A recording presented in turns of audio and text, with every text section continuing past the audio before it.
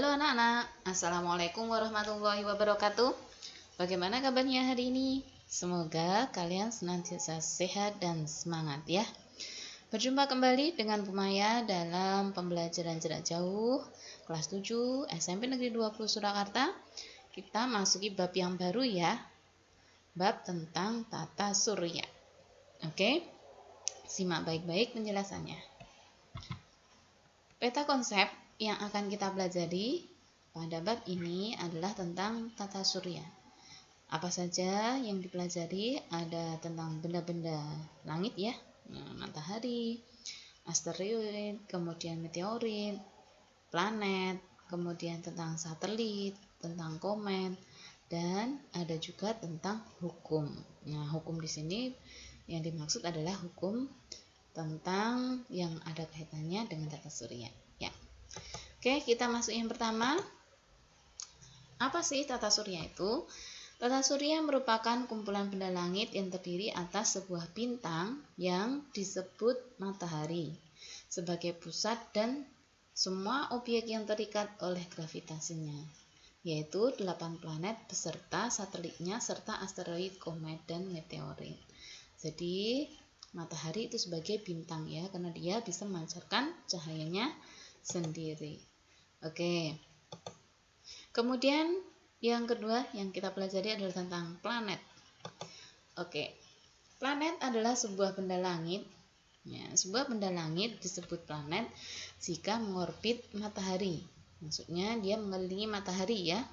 Mempunyai massa yang cukup untuk bergravitasi sendiri sehingga mempunyai bentuk yang relatif bulat dan dapat membersihkan benda-benda kecil di sekitar orbitnya dengan menangkap lewat tarikan gravitasi atau membelokkannya ya. Nah, ada istilah-istilah penting nih yang harus kita pelajari. Yang pertama, orbit. Nah, orbit ini adalah garis edar tempat planet-planet mengelilingi matahari. Jadi masing-masing planet itu memiliki garis edar ya, memiliki garis edar. Jadi memiliki garis edar masing-masing, jadi tidak akan saling bertuburkan, tidak akan saling bertabrakan. Kenapa? Karena memiliki garis edarnya masing-masing ya.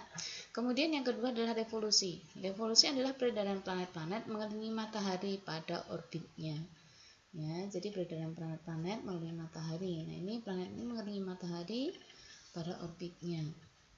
Kemudian kala revolusi. Kala revolusi adalah waktu yang diperlukan oleh planet untuk bergerak mengelilingi matahari. Kala rotasi adalah waktu yang diperlukan planet untuk bergerak sendiri. Rotasi itu perputaran ya, perputaran planet ya. Jadi perputaran bumi pada porosnya. Nah, biasanya istilahnya semacam itu ya. Kemudian bidang ekliptika. Bidang ekliptika itu adalah bidang orbit bumi. Jadi bumi punya bidang orbit ya. Kemudian planet dalam. Nah, planet dalam, yang disebut planet dalam adalah Merkurius, Venus, Bumi, dan Mars. Sedangkan planet luar itu adalah Jupiter, Saturnus, Uranus, dan Neptunus. Oke. Terus ada pertanyaan, gimana dengan Pluto? Nah, Pluto ini masih dalam kajian ya. Jadi ada yang mengatakan Pluto itu bukan planet kayak gitu. Tapi ada juga yang mengatakan bahwa Pluto itu termasuk planet. Kita pelajari pada berikutnya ya. Oke, kemudian satelit. Satelit merupakan benda langit yang beredar mengelilingi planet atau disebut sebagai pengiring planet. Nah, terdapat 146 satelit alami di dalam tata surya. Salah satunya adalah bulan. Nah, bulan ini adalah satelitnya bumi ya. Kenapa? Karena bulan mengelilingi bumi ya.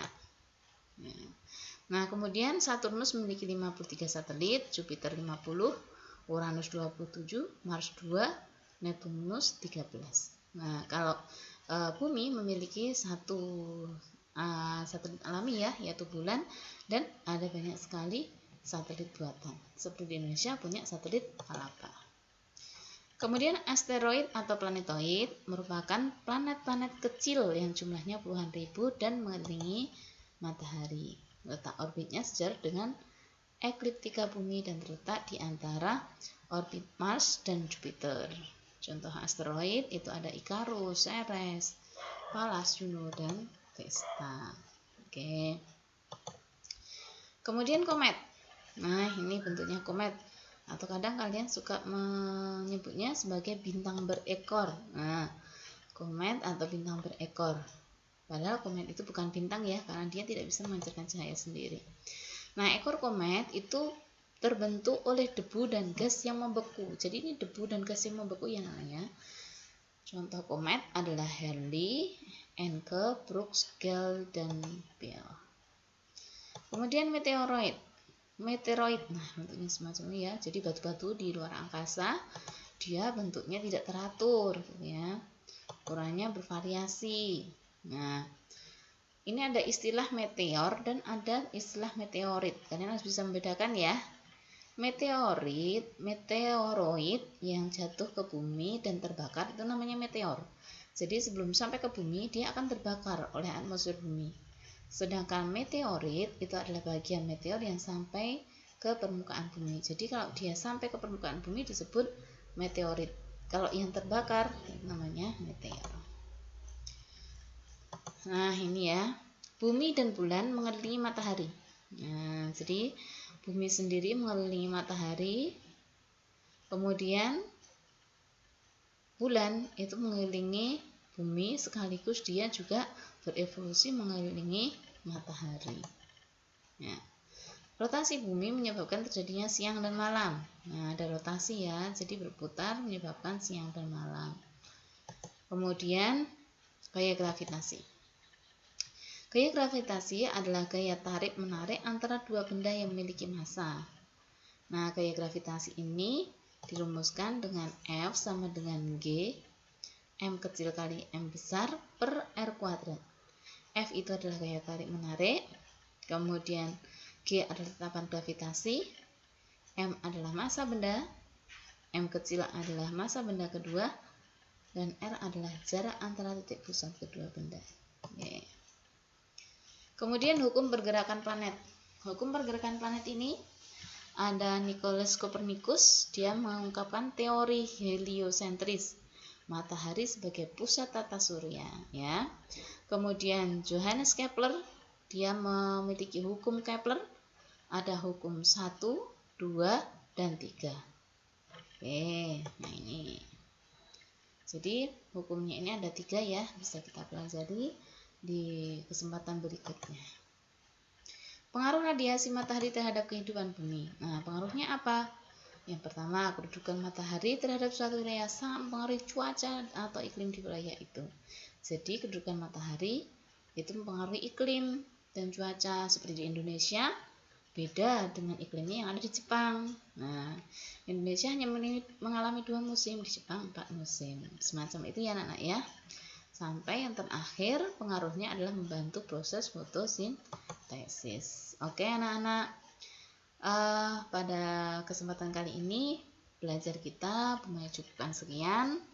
Nanti kalian bisa membaca lebih dalam lagi materi yang Maya sampaikan di e-learning.